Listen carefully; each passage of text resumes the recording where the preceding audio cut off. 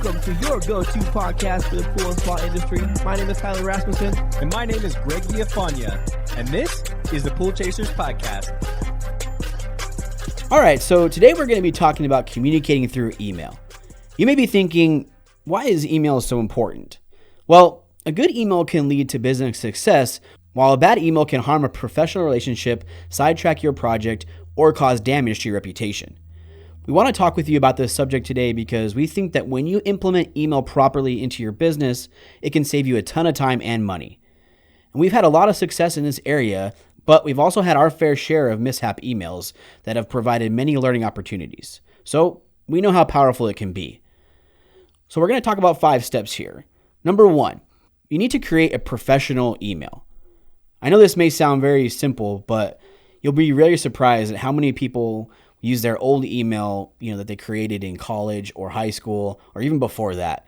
We all created one, for example, like pizzalover77@hotmail.com. You think Hotmail is even around still? Yeah, it is. But I wonder if that is actually somebody's email. Where did you get that from? I don't know. Well, first I made a dog lover, but then I was like, that is not accurate because I can't put dog lover for my example. So then I changed it to pizza lover. Dog lover doesn't apply to me, so I made it up. But when I was working at the corporate world, you would be surprised at how many emails, because I would look at some of these resumes that come into our department. You get emails from all kinds of emails similar to that one where it's like, here's my resume and it's got pizza lover 77 as the email. And I remember like the higher ups in our department, like they won't even look at that. They won't even open the email. You could have the best resume. You could be the right person. But if your email is not professional, they're not even opening it. Yeah, because they're judging a book by its cover, right? Correct. If they're seeing that you can't have a professional email, then how is this person going to be in either working for us or working with us or whatever it may be? So yeah, that's a must. For sure. So, in our industry, what we're talking about, like with Brothers Pool Service, for example, we had one that was Brothers Pool AZ at Gmail, which was the main one.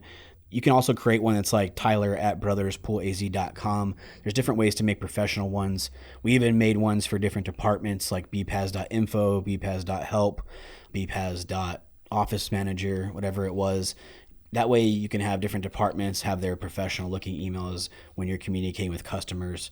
It's best to kind of funnel it through one or two, but each person should have their own professional email so that when a client gets it, it's very professional and they know exactly who it's coming from. Yeah, and I think we did things a little bit differently towards the end where we didn't want one sole person being responsible for anything. We wanted our company to be looked at as a whole organization. And what we mean by that is, you do the initial bid and you have this relationship with them. But once you start sending the bid and the communication starts, it should be coming from the office or info or whatever it may be. But that way, every time they're communicating with the business. They're not looking for one person. They're not looking for one specific person. They're like, oh, let me talk to Greg. Because at the bid, we always talk about the bid being the place where you really set that expectation, where you will receive an email from our office and it'll have the service agreement and the auto pay authorization form and all those different things. That way they understand that I'm not just, and there's nothing wrong with being a one polar, but that's not who we were. Our company was too big and we had too many accounts. So we had to be looked at as Brothers Pool Service, not one person in particular. So I think, and this is just our opinion, but having one kind of office email that is kind of talking with them on a regular basis is a really good thing to do. Correct. Yeah. You need to communicate all through one channel where it's easy, accessible, which we'll get into in a second. But I think before we get into that, this applies to people, even like if you're looking to get a job within the industry or you're looking to get hired for a job, like you have to have a professional email. And I talked about, the corporate world, but it's one of the very first indicators that you're serious about getting the job. And if you don't take that part serious, like you said, then they probably aren't going to take you serious. So if you're out there and you're a technician, you're looking to change jobs or you're looking to get into this industry for the first time, you want to make sure that email represents, and that could just be your name, tyler@gmail.com, even though that one's taken, but a version of your name that looks professional so that it's just a normal looking email. And having a Gmail is free. And if you feel like you can't find the right titles for it, it's not very expensive in G Suite to actually just create company email where it can be Greg or Tyler at poolchasers.com. It's not free, but it's also not very expensive. We use most of Google's things for stuff like that. So that is definitely an option as well. Yeah, for sure. And that, like we said, funneling it through one main source kind of leads us into number 2. Yeah. So number 2, make email your main source of communication. This is where everybody is doing business these days. And we like to think that people that have swimming pools are doing some type of business. So email is not something new to them. They've been using email for a long time. And the great thing about emails is that you can search their email and find, past conversations. You can do a lot of different things that makes it much more difficult to do through things like text messaging, which we talked about this. When you do a text message, it's a little too friendly. It's not as formal as an email, and it's like you're getting into the friend zone. And when you do that, you're allowing them to, I think, maybe lower the expectations of, we're talking about pool service right now, and they might want something for free or cheap, or they're going to expect you to come out on the weekends or after hours, all those different things. Because we think about some of the top HVAC, electricians, plumbers, different things like that. You wouldn't have that owner's phone number that you could just text and say, hey, how's it going, bro? You want to stop by and take a look at my AC unit? We'll have a couple beers, Right. Like, you wouldn't do that. And I think that you're going to save yourself a lot of time by just setting the expectation at the bid and saying, all of our communication is done through email, or you can call the office, but email is best. You want to have that paper trail, so everything that is being said through there. That way, if you're ever giving warnings, about anything, they can respond to that. We had a situation where it was always seemed like had something to do with dogs or gates being locked or different things like that. Right. And if we give the warning that, if this happens again, we love taking care of your pool, but if this happens again, unfortunately, we're going to have to stop servicing your pool. So if it happens again, you have that paper trail and you can say, you know what? I did say this on our last email. Unfortunately, we got to let you go. And there's a nicer way of saying that. I'm not as nice at emailing or as good at emailing as Tyler is, but there's definitely a strategy to the whole entire thing. So we always favored emailing, and we knew that in the beginning it wasn't that easy. Text messaging is definitely really convenient, but the thing is, you can't mark a text message unread. And that makes it really, really difficult because you open it or you don't open it. It could be an emergency. But an email, you can very well open it and say, okay, and you can think about it, mark it unread, and get back to it when you're in the office. Or if you've set time aside to just do emails, you can do that. Yeah, I think it's very important, and especially like we talked about over the weekend, we were in constant communication over the weekend about stuff that would come in. And if it's something simple about like, hey, tell your technician this next time, you don't have to respond to that until Monday. If it's an email, you can mark it unread. If it's something more severe, like the water's shooting in the air or something's going on that needs to be shut down, then you have the opportunity to respond then, tell them to shut the system down. We'll be there Monday. But you have the control over that at that point. If you have a text message and they're texting you, hey, something's wrong, and sending you picture after picture after picture while you're out with your family on a Saturday afternoon somewhere, maybe you're at Disneyland, who knows what you're doing, but you're getting this blown up. You know what I mean? They're just waiting for you. And the expectation of a text is a couple minutes to 10 minutes. They want your response. In an email, they know probably, you'll get to it when you can. It's a lot more formal, like we said, and it allows you to control when you work so much more. And I remember when we first started, I gave my cell phone number out to a lot of people until we had the business number. And even until we sold Brothers, there was 3 people that I still had to deal with through text messages because I could not break that chain of communication. They just always wanted to text me, and it really sucked. When you get to a point of like everybody else is handling the communication, your office manager is supposed to be doing that, your service team is supposed to be doing this, but then hey, you're getting a text message at even also like text at like 9:00 at night and stuff. If you send an email at 9:00 at night, it's not looked at as like super unprofessional because maybe you're just getting back to the office or you just now had time to do it. But if you're texting people at 9:00 at night, like it's just a little bit rude and it's just not the right way, not professional. So yeah, it's tough, man, when you're transitioning to other team members and you're transitioning to making it more professional. If you got those people in the friend zone and they're used to it, it's rough getting out of that. But it's also confusing, and when you're confusing people, that's not very professional because there's a lot of things that you're going to need to do that have to be done through email. And why mix up the communication where you've got half of the things you discuss on text message and half the things on email? So if we're sending over invoices and PDFs, paperwork, different things like that, why don't we just start those good habits right from the beginning and not go in any other direction? Yeah. I still get notified, even if it's an emergency, because most business owners do treat their inbox like, I would say, like a text message, right, where you get a notification. So if there is an emergency or anything going on, you're going to get it just like you would a text message. But there's so many more benefits. And we're going to get into a lot more of those benefits because there's a lot of things that down to even email signature that you can do in an email that you can't do on a text message. Right.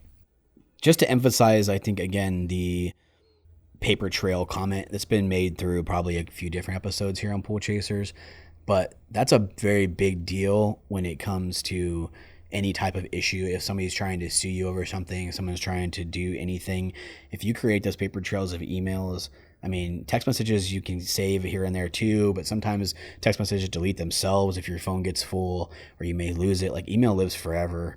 That's good and bad, which we'll get into later if you're not proper with your emails. But keeping that line of communication through one section, like you said, you can search it. It's all in there. Every communication you've ever had with that person, anything issue with a dog, like you can go right to it and it's all there. If they ever try to say you didn't do something, like, it is proof that you did. You may still have to go to court and fight it if they're that pushy, but at least you have written documentation. Right. We want to thank Pentair for supporting the show. As a podcast for pool professionals, we know that when you sell products, it's your reputation on the line. And when they are Pentair products, it's theirs as well. That's why Pentair's got your back with their trade grade program, which supports your business and reputation by offering exclusive tools and support for lead generation, attractive product rebates and longer warranties, and an unmatched expertise when it comes to accurate equipment selection, setup, and service. So to learn more about how trade grade protects, empowers, and helps your business grow, visit pentair.com/tradegrade. That's pentair.com/tradegrade, or click the link below. Let's get into number 3 here, which is properly formatting your emails. This is a big one because when I worked at the corporate world, they spent so much time training me and a few others on how important this was, because it's a representation of you and your company. Properly formatting improves the chances that a recipient will read it, respond, and react positively to your email. A proper business email should include the following. The very first one is a subject line. The subject line is very, very important because it's the first part of the email your reader sees. It can determine whether your reader opens the email or not. Most experts agree that subject lines should be 6 to 10 words and very specific. So when we did pool bids, for example, it's pool service bid on 7/5/2020. So it's exactly what it is. It's the pool service bid. It's the date you were out there. So then it becomes a part of your search engine with your emails. Like if you search that date or you search pool service bids, those are going to come up. So it's very important that the subject line is detailed and short, specific, to the point, and it allows people to say, hey, I should read this. Or if it's not professional and not to the point, a lot of times it'll get spammed into something else. If you just put like, hey, or, check this out, all those things, they get filtered.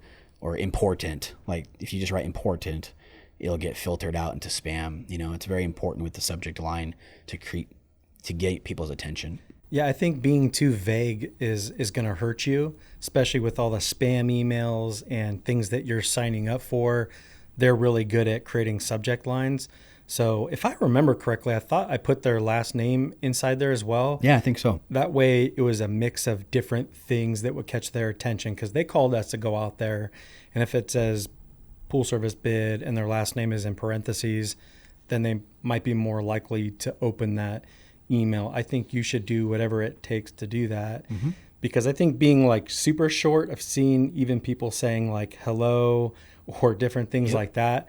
That to me looks like a spam email, and we're all kind of on the edge when it comes to opening up emails, because of people are trying to hack into your email and get your email accounts, all kinds of different types of information. So you really want to make the best effort in letting people know that this is a legit email. Yep. And then salutation is next. So it's a weird way to say it, but it's basically how you say hello to them.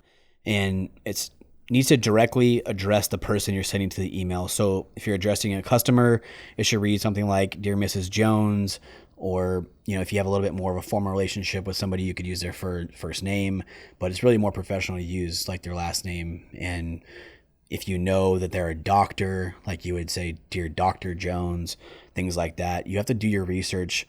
There's so much out there about how important this is when it comes to job applications and different things. If you can find like the human resources department's like the name of the person and address them directly, it's a much higher likelihood that they read that and that they spend time doing that. So if you know the customer's name, which you should, it's your customer, address them appropriately. And then you get to the introduction. Introduction should be a part where you let the reader know what the email is about. So, for example, like, thank you for choosing us to look at your property, or we went to your property at this date. Here's what we found. Here's the pool service bid, letting them know right away that this is what we're talking about. Because too many times you can get lost in translation of, I don't know what this email is about. If it's not done correctly and right up front, people can mark it for later. They can not care. But if you are directing attention to what the email is about right there. Yeah, and I think that also people do know what you're emailing about, especially if you have a good subject line and it says pool service bid on this date. Maybe you could just be more kind of short and concise with it, where we really appreciate you allowing this opportunity to work with each other. There's all these different things that you can say and use to plug into your email.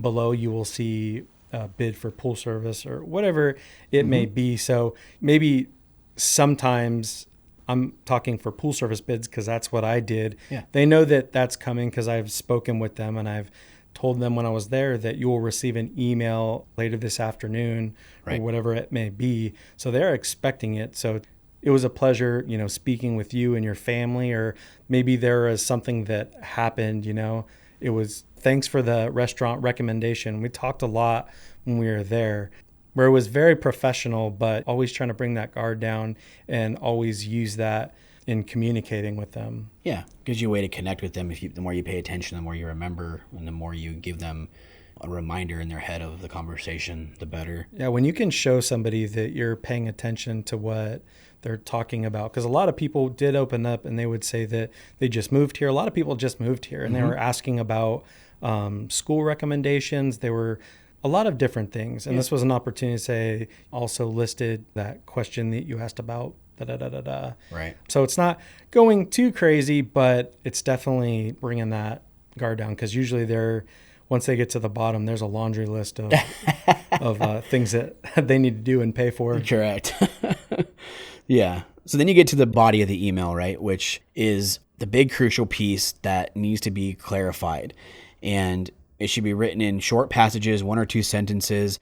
And if you're breaking things down like a bid, trying to provide clarity on what you're talking about, using bullet points or using numbered lists helps people read. It's just, documented that like people see things in a list, or you see things down in bulleted points, then you really see what's important and what each thing is about. You're not having a run-on sentence that just says, we checked out your impeller, we checked out this, we checked out that. You need to do this, you need to do that, you need to do that. It's like, that's very confusing if it's written in a big block of words, and people will get lost. So if you have a specific things that you're trying to point out, bullet point them or number them so that it's very easily read. And usually this was almost directions in the attachments that were given. Mm-hmm. So usually it was a service agreement that was a few pages long. It's the auto pay authorization form, maybe a drain waiver, and whatever else might have been attached. Sometimes we would send pictures of their equipment with things labeled and circled and different things like that.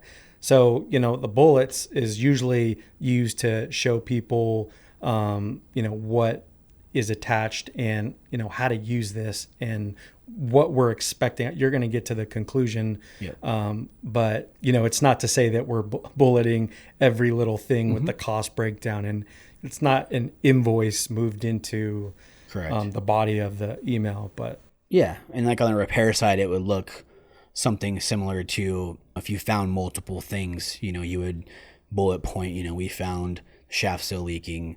You need a filter clean. We found the Jandy valve O-rings need to be replaced.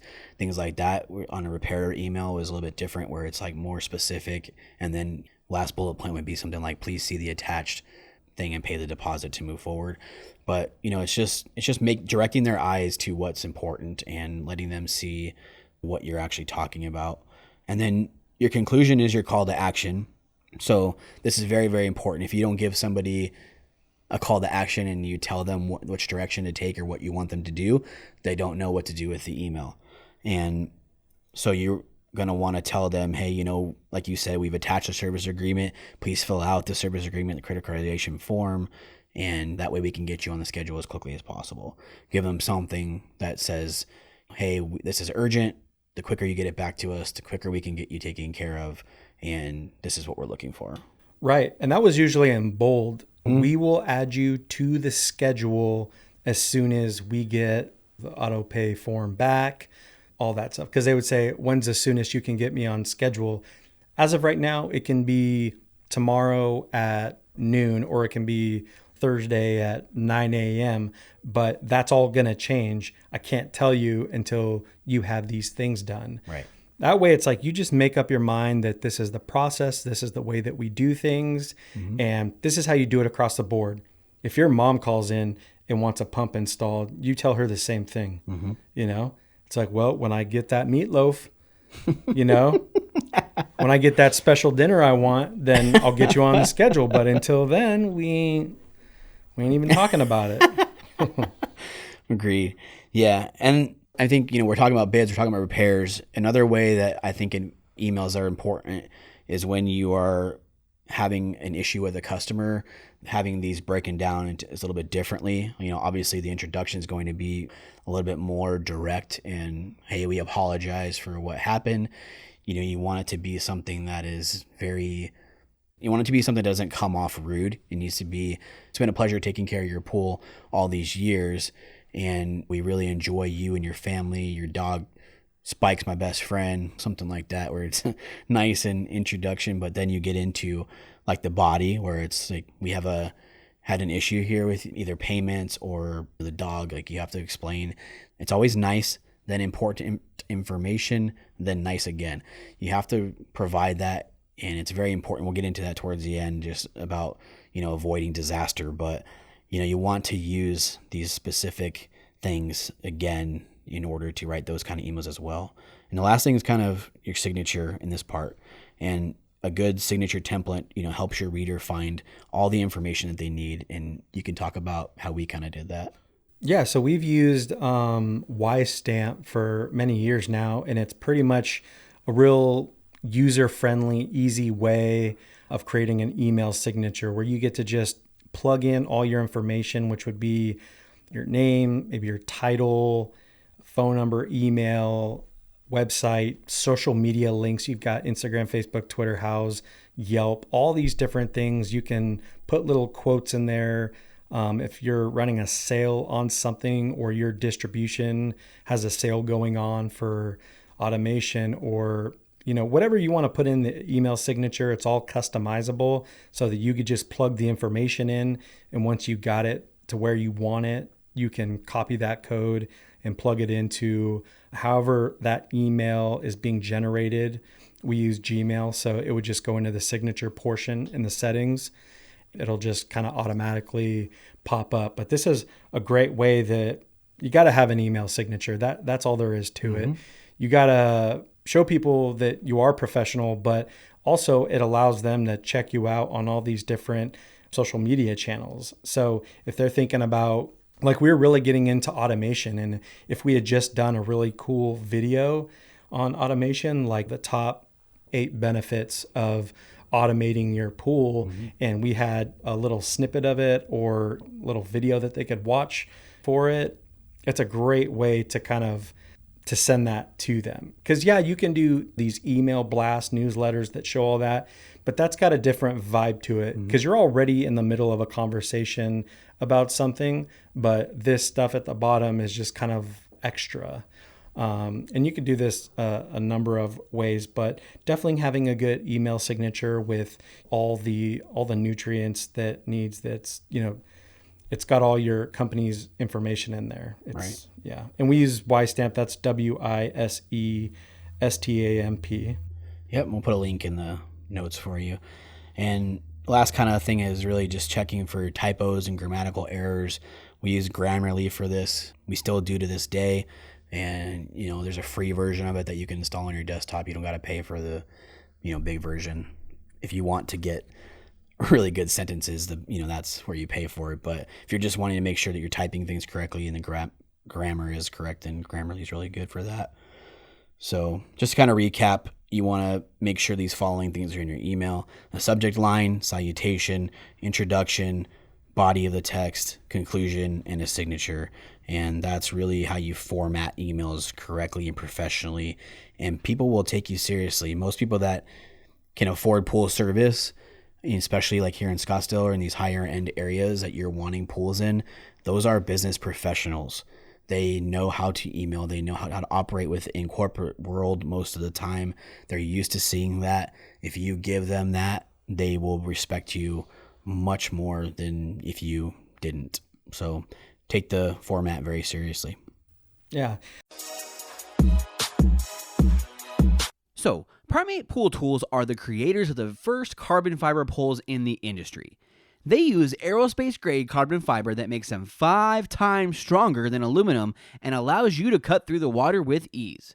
They have options for both residential and commercial service and offer 3 models of poles as well as an extension system that can extend your reach up to 40 feet. Best of all, they're made here in the USA, the poles come with a 1-year commercial warranty, and they provide top-notch customer service. Primate is excited to announce that they will be releasing custom Primate poles with new designs and patterns. You can stand out from the crowd by grabbing one of their brand new limited edition American flag poles, which are now available on the website. And keep an eye out for more custom patterns in the future. If you want to hear their complete story and learn more about the product, check out episode 104 of the podcast or click the link below. And the next thing is number 4, creating templates. This was huge for us. This saved us an insane amount of time because there's only so many things that can happen. There's a ton of stuff that can happen within your business, but there are certain, it seems like the longer emails are ones that can be templatized, if that makes any sense. So we had templates for pool service bids, welcome letter, holiday reminders, rebates or seasonal offers, different things like that, monthly filter cleans, route changes, anytime anything needed to be replaced, like O-rings, baskets, different things like that, price increases, collections, all that stuff. So I think it's important to, create a Google document that is specific to that email template, just in case there's any problems where you actually insert that email template and it gets deleted somehow. I've seen it quite a few times in the past. So I think it's a really good idea to spend the time and write that email out the best way you possibly can. Save it in the document and label it accordingly. And that way you always have it. And it's much easier to share it that way. So if you start delegating, pieces of your job to people, you can send that email over and say, this is what I use. Because these emails the templates still need to be manipulated a little bit. There's still obviously some words that you need to change that make it a little bit more personal. But the foundation of the email is still structurally sound, right? And you just have to make a few changes. But having templates is a must. And we use Gmail, and it was really easy where if you write it in a document, you can copy it, put it in the email, and then just at the bottom, there's a place where you can go and save it as a template, label it. So if a situation happens, you can go in there and you can insert, whatever you label that template as, you can just insert that template into the email. And that's where you can make any kind of adjustments that you would need to. And you just saved yourself a ton of time right there. For sure. Yeah. I mean, you talked about baskets, O-rings, and things. That's something that constantly gets done. And we had a huge document full of each thing that we could think of. Every time something needed to be replaced, if there wasn't a template, Kyle and I would spend time creating that together of like, hey, this is what I'd like it to look like. And typically it'd be like, dear blank, blank, blank, blank, blank, so that you knew to put a name there. And then like, the prices may change a little bit here and there, like, but there's like specific things that I would underline that you would show, these are the things you need to change in each email. So, it's dear blank, our technician was at your job today and we found that your basket needs to be replaced. These are things that are under $50 that we replace automatically. So it was replaced. You'll see a $15 charge on your next bill. Please let us know if you have any questions. Thank you. And it's kind of like, be a little bit more detailed maybe, but that's kind of the basics of it. And you could just copy paste every time you replace a basket, it's there. And same thing goes, like you said, the more complicated emails. If you have collections emails, those are pretty much the same every time. You just kind of change what's happened. We haven't heard from you in 3 months, or 2 months or whatever it is. You just change like the basic details, but it literally saves you an hour trying to retype that email. It's good. Right. And I think you should be measuring the results of your emails. So if you're getting good feedback, say from, letting go a customer for whatever reason, or, all the kind of really awkward emails that you might have to send, make sure that you are saving the ones that they emailed back and they said that they understood and thank you for the recommendation. If it ends in that result, you should save that one. Right. If it ends badly, don't use that one ever again. And everybody's going through different things, so everyone's going to respond differently. But I think it's really important to find your voice and make sure that when you do anything well, you should try to build on that and make that be some type of template. Yeah, like you said, when you're training somebody else to do it, it's still your voice. If you're the owner or and somebody else is actually sending the emails, if you created the templates for them or with them, then it's still your voice. It comes across the way you want it to, and you're not putting that in the hands of anybody else to make your company look bad. Not that they would, but at least it comes out the verbiage that you want and the way you want it to be said. And that way, if you spent the time creating it and it's good, then everybody in your office sends it the same way. Yeah, because all the grammar, everything's been checked on that email. It's been used many, many times. Correct. And, it's one less thing that you have to worry about. Yep. So number 5 is avoiding email disaster. And, everything we've talked about up to this point is very good. It's everything that you need to do to be successful using email. But we've all sent out an email that's gotten bad results that we didn't want, or, caused a bad reaction from a customer. And that's why these following things are pretty crucial. So the first one is don't rush. And this goes back to not doing it through text messages. It's through email. You can have the time to actually think about what's going to be said. Do not rush. A hurried email is often formatted badly or badly written. And you really want to allow yourself time to properly format every email you write. And what I did really, and what you did most of the time, was like save these important emails for at the end of the day, if they can wait to when you have actual time to sit at your desk and you can sit and contemplate what you want to write. Because when you rush into response, it's not done well. And I brought up one of our customers here, which I did around Christmas time, and I reread it recently, and I was so sick of just dealing with her problems, and it's very, very very, very poorly written, and I wish I would have spent way more time on this email, because she quickly figured out my bullshit and said, yeah, okay, like, I get that you don't want me as a customer, so, and her ending was awesome. It was like, Merry Christmas, you got your wish. Like, we're breaking ties with Brothers Pool Service.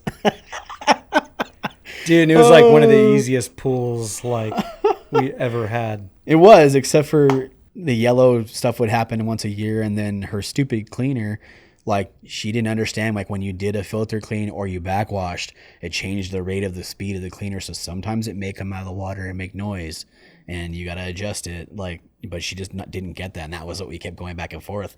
And it was probably 16 times that Kyle and I had gone out there, like, in like 3 months, and I'm just like, I'm done with it. But I did not take the time to write it correctly, and it's very much like, I don't give a crap anymore, like, we're not going to take care of it.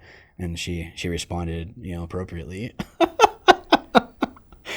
But it's like, we're acting on emotion. What do you expect to get in response? Mm-hmm. Yep. Actually, that's the next one. So avoid emotion. Yeah. It's never a good idea to send an email out when you're upset. Instead, wait until you've calmed down. I think you have a great example of one of our customers that, I reread that one too. And he was telling us a lot about how professional he was and how he dealt with things and this and that. And it's very frustrating. I think anybody can agree that when you take the time to do things properly, like you and I had communicated very well with each other on this. We had told them specifically 3 different times exactly what was going to happen. And somehow he thinks he did not hear, whatever you told him, but his direct, like, you need to be professional. That's not how professional things are. I have 17 years in this business, and this is how we do things. If you want, and you say your industry is that's what it was. If you say your business is better than every other business, you're not showing me that, because you're not communicating just like every other company. And it was like very at you. Yeah. That's one of the most frustrating. I was, a lot of lessons got learned there. Learned to, I think he was a little bit aggressive, but growing within the business took the time, as time passed a little bit, in just saying, you know what, he's right in certain areas of this. And I do think that things need to change in the way that, we speak through email, because I don't know, I actually kind of don't remember, how it all got started. Yeah. But I do remember like getting the email and just being like red in the face, like I was steaming hot. Like I just wanted to like punch out a window. I was so pissed. And, you just go into like, just working those thumbs like, oh, I'll tell you. Yep. You know what I mean? And it's probably one of the very few times we actually hit send on one of those. And yeah. It was definitely a big lesson learned. But we had him until the very end. So, I mean, we worked it out. We saved the account. I mean, it was kind of a pain through all the years, making sure that they're happy. But we did figure out, how to make them happy. So you can learn a good lesson there. Definitely. Next one, you want to avoid blaming people. This is a good one. You don't ever blame a customer for something that's happening if you can avoid doing so. It's never a good idea to blame them. In most cases, it's best to take the customer's always right approach, even if that means they're not. And I know that might not be a popular opinion, but the customer most of the time needs to be right in a way. And, I think, even if it's their fault and you want to part ways, you must choose your words very carefully here, when you get to that point of being upset or wanting to cut ties with them, because blaming them for things, it's giving them ammunition, against you. So you don't want to blame them. You just say, I apologize that, this has happened. We do our best to make sure that doesn't happen. This is a situation. And I think we see a lot now on social media and these groups and different things about people cutting customers. And I think we've been an advocate for that from the very beginning, as far as making sure that you have the right customers. And if you have ones that are difficult, or you're taking too much time, or that aren't priced correctly and you want to get rid of them, you should. But there is a very, very unique way of doing this, so that it looks good on your company.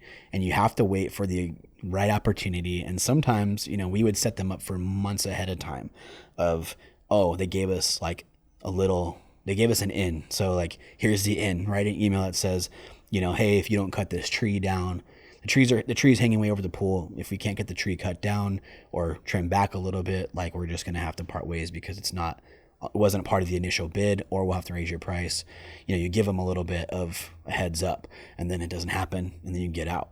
But it's super frustrating because sometimes we would get to that point, lay it out, and then the technician would forget to empty a basket or forget to, skim properly or something, where then we look bad. And it's like, dude, I spent months trying to get rid of that customer, and then you did that, and now it's like we gotta wait for another opportunity. Yeah, because if we were to let them go, it looks like you're letting me go because you messed up. Correct. And that's just not how it works. Right. Try to put yourself in other people's shoes.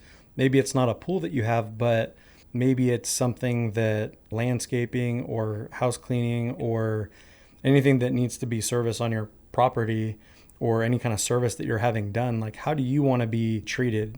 You know what I mean? And I think a lot of us do a pretty good job about understanding when we're having good customer service. Right. Yeah, for sure. So there's a proper way of doing that. And again, like the next part of this is remember that it's in writing. So before we said, being in writing is good, and it is a good thing for you, but it's also, you have to remember that it is in writing for them. So if you are writing an email that does not look very good on your company, that's, being done out of emotion or blaming people or saying things that you don't want blasted over the internet, you need to make sure that you remember that everything you send to that person is in writing and they can use it however they want. So, with the power of social media and reviews these days, you want to make sure you don't give them ammunition against you. So, a well-written professional email is the way to go, because then if you have that proof and you did it properly, even if they do leave a bad review, you can defend yourself. Right. And being formal saves you a ton of time. You can be creative and formal, and you can templatize that. When you're going off the script and you're getting very personal and emotional, that's much more difficult. But if you have templates set in place, instead of being so emotional, you can just use a template that you've used before that actually works to discuss this with the customer, instead of letting the robot do the work. Right. And you get to remove yourself. Yeah. And before responding to an email, I do want to add this because I did see this and it wasn't something we did pretty good at, but a lot of us have personal emails. We got different emails. Pay close attention that, especially if you're emailing from your phone, that you are replying from your email and not another one. And don't, I've seen some crazy stories on the internet about, how there was this one story where a student at a college emailed his professor, and it was like he was spelling you with a U, and like he was drunk at a party, and he was just going like on and on that he wasn't going to be able to have this like big assignment done or something like that. But the professor's response was like even funnier, because he was like, man, whatever you were drinking tonight, like I want some of that, but I will extend your paper, whatever, like try to be more responsible. Right. I was like, damn, if you're drunk, don't send emails. Yeah, don't do that. But I think a good way to also let a customer go, like we were talking about, is we would do something where we would offer a free month of pool service, something to like defuse them, and like calm them down, or like, hey, yeah, we won't bill you for the last couple of weeks, or we'll give you this free thing, or do this or that, to try to appease them a little bit, even if you're going to part ways, because that puts their defenses down a little bit and says, all right, those guys are fine. Like, I'll just move on to another company, but they took care of the situation. It's always good to give yourself a way out and, not leave them with a bad taste in their mouth if you can. Right. And the last piece of this is review. I mean, double check your emails for typos, for grammar mistakes, or other errors, but it's also a good idea to read through it a few times and make sure that your message comes across the way you want it to. Make sure it's the tone that you want to set. Make sure it's done in a way that you want to represent your company. And like you talked about yesterday, I think when we were talking about it, you want to send it in a way where it the conversation ends as quickly as possible. You don't want to prolong this humongous debate back and forth. It's in your best interest that you take care of it, you send it properly, and you defuse the situation as quickly as possible. And it's not this back and forth blaming game. Yeah. It's like, how do we end this? What's the conclusion here? What do we need to do in order to make things right? Or, once you have this stuff done, we can move forward and we can get things started. Try to be genuine, formal, all of the above, but also be very clear as to what this email's intentions are. Mm-hmm. Yep. So just to wrap up that point, avoiding email disaster, don't rush, avoid emotion, avoid blame, remember it's in writing, and review. So now what? You want to take what we have provided today and try it out on a few emails. Be patient with the implementation and take it one day at a time. Getting a little better every day is what it's all about. We know that this has worked for us and that it can definitely work for you as well. We believe in you all, and thank you so much for listening to the podcast today. Hey, Pool Chasers. Thanks for checking out this episode.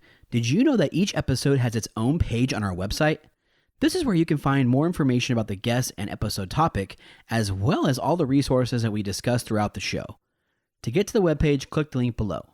Also below, you will find links to the sponsors of the show, as well as links to follow us on our social media channels. On our channels, you will find some of our favorite clips and bonus material. Please follow us on Instagram, Facebook, Twitter, and YouTube. Our tag is Pool Chasers.